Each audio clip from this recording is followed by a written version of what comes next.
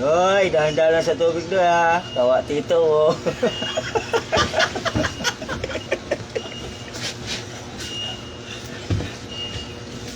Led, alas na ba yun? Led, atli ako ngayon. Led, alas 4 lang ako ngayon. Led, Absent ako ngayon. absent ako ngayon, Led. Led, ano? Sumubra ka lang? Pautang pamasahe? Lahat ng klase.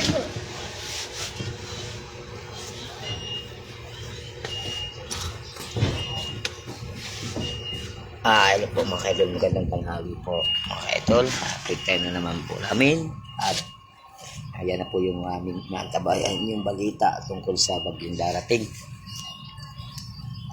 Basta nasa yun po sa balita is posible tumama sa Luzon. Ibig sabihin wala pang kasiguraduhan, pero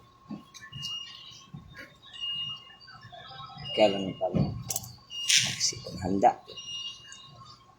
lalo na sa mga bagyo na napakalakas. At siguro number 5 po yan daw. At kung dito tatama sa Luzon ay sobrang pagla.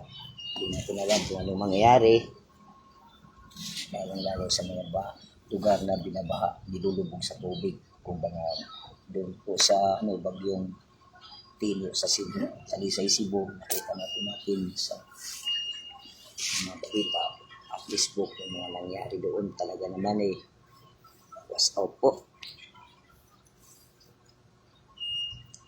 At wala na po dahilan pa kung saan pupunta o magsilikas kasi alos lahat po bayan nilubog na po sa tubig. Lampas bubong ang kanilang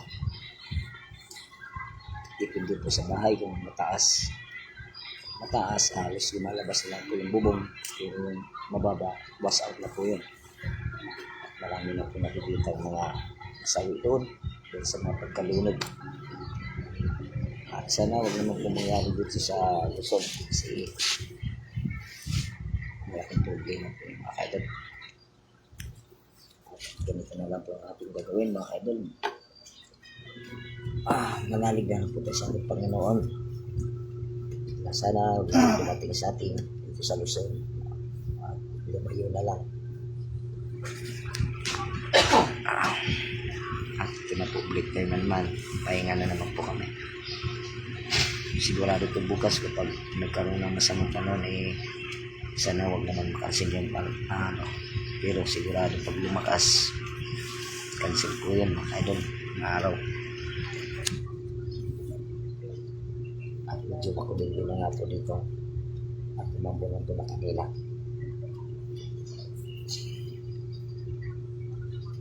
At ito na nga po, bibigyan po kami ng company ng flashlight at pasiwit yung dito kasi ang purpose nun po mga idol sa hindi natin inasa ng mga darating na sakuna is magagamit po namin yung dalawang klaseng gamit na yun, tulad ng pito at yung flashlight.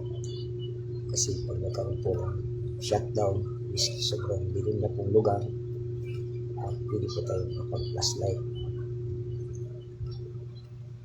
na pwedeng mapansin ng mga rescuer at yung pito. Sa ngayon naman natap ka na po sa isang lugar, pwede kang pumito hanggang kaya mo magpito at bigyan po kayo signalis pa tayo po ay matris ng rescuer. Kaya na po ay din po nagkukulang ng aming management sa mga paalala lalo din sa mga pangyari. Araw-araw po yan, may tumpas kami. Yan po ang kanilang pinapaalala.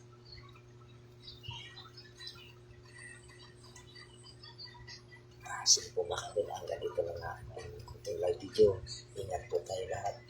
Magdasal po tayo. Sige po.